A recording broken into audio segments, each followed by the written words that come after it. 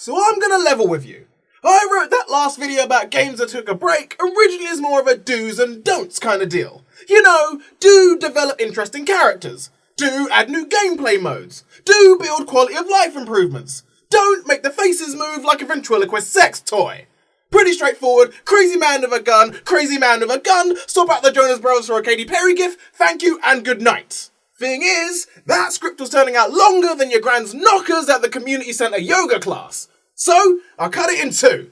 A nicey video, followed by a good old rip into the games that had several years between installments, yet made worse decisions than that woman who used a bat as dental floss. If you're a developer, do yourself a favour and don't do anything on this list. Got it? Fucking brilliant.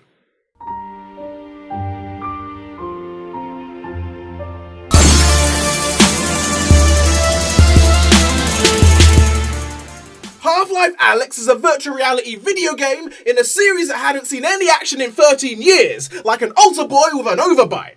If a game sticks too closely to what came before, players can feel bored, underwhelmed, and wonder if this or any future games are worth the money. So, having the balls to make something that plays totally different is pretty great, even if the price tag is higher than Eddie Murphy's standing order on paternity tests. If you're making a game years after the previous, for the love of God,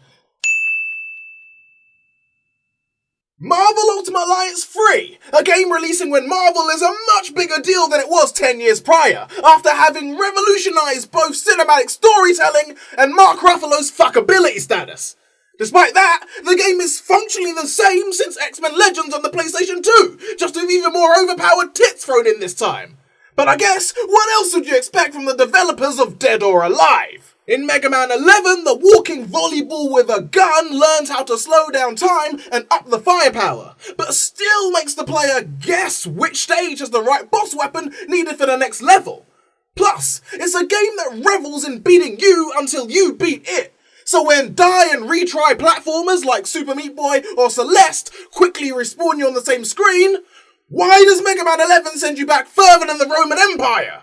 And while we're on games going backwards in time, let's talk about Shenmue 3, a 2019 game with the character models, animation, and voice acting worthy of Dreamcast Game of the Year 1999. This motherclucker had the sheer shiny brass bollocks to double down on wasting player time on doll training minigames, lazy odd jobs, and unapologetically doing nothing to appeal itself to new players like a fucking disgrace. In fact, the only way it could conceivably be worse is if it somehow had even less than the one before it. Because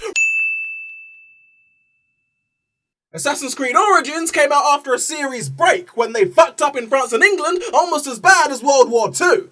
Before, there wasn't any problem that couldn't be instantly sorted out with a wrist dagger to the esophagus. But now, just because Vin Diesel in a dress has a red number over his head, he can brush off 6 cold hard inches down the throat like the mild inconvenience your mum goes through at the docks every night. In 2015, a Star Wars film trilogy launched, and a Battlefront video game that left its single-player mode in a galaxy far, far away. Being a game of only multiplayer modes means having something less than the previous games, and in it, one cannot simply choose to play as Han Solo, but must find a random token mid-game that the majority of players never get. Meaning, everyone spent 50 smacks on a Star Wars game to not play as Luke Skywalker. And Duke Nukem Forever, the Hitler Youth's Captain America. You could only equip 2 primary weapons, which was way less than before. They upped it to 4 on PC after a patch, but boy, I'm just getting warmed up on this pile of Cultural ignorance can leave a bad smell on something, like a grandpa out in the sun too long yelling at transgender people. Why do you think Disney Plus put those outdated cultural depictions labels on all those racist cartoons they made? Duke Nukem Forever's repetitive gameplay segments, truly bland story, and general tone of misogyny made it a dung heap of no equal. Currently, the only known piece of media with dumb titillation, awkward quips, and a slappable wall of boobs that made it felt it had the moral superiority to take a shot at Halo.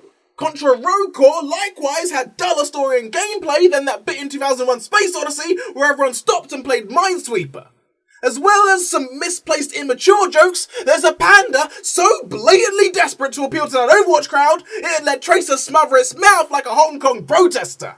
And Crackdown 3, formerly known as codename Old Spice Guy with a Gun, lets you cause explosions and soar through the air like a sexy chocolate Incredible Hulk with a man so infectiously entertaining, approximately 99.99999% of players don't give a shit they programmed cars or other protagonists in the game.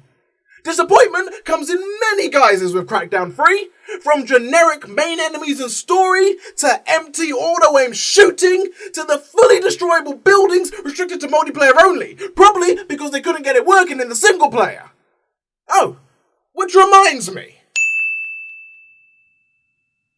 If your game is years in the making, then there is no excuse for shoddy design. I'm talking technical issues. I'm talking a lack of polish. I'm talking straight up terrible ideas. Duke Nukem Forever and Contra Road Core once again shit the bed in this category. The former is a rough approximation of a working product, rife with long load times and bleak environments. The low-polished latter has uninspired settings, poor enemy placement, and a weapon overheating cooldown system which, if you think about it even a little, is the most opposite idea conceivable for a game series where you never stop shooting, ever! Ukulele embodied the spirit of Banjo-Kazooie in the same way Lady Gaga had to settle for emulating Madonna, since wearing a skin like a onesie would be legally frowned upon. But the camera is dodgy, the controls are unrefined, and the world design is like the Israeli-Palestine debate. Big, complicated, and generally undesirable to get around. The list of issues of the mighty number 9 is longer than the lo-fi hip-hop girl's homework. Technical hitches like frame rate stutters and badly paced dialogue, and lackluster design in flat textures and lighting, bog standard area themes, and car platforming that makes playing in real life traffic a genuinely preferable option. And Star Fox Zero, the Nintendo Wii U's lead brain aneurysm producer. The player has to fly a spaceship on the TV and aim the Wii U gamepad to shoot down anyone that looks like a particularly aggressive Porygon. It turns out, dividing attention between two screens and overworking the mind on accurate shooting over skillful flying and high scores is harder than your uncle after he stuck his head in your sister's underwear drawer at the family barbecue. It really takes something special when after adding several different vehicles in a game you've made 3 times already, it's still worse than a game about Happy Meal toys, that one level in Bayonetta 2, or Cupid on crack. If one more game comes out, having the hindsight of several years of game development between entries, but still ends up worse than anal cancer, those developers are getting strapped to chairs and having their genitals personally introduced to Toothy the Altar Boy. Rant over.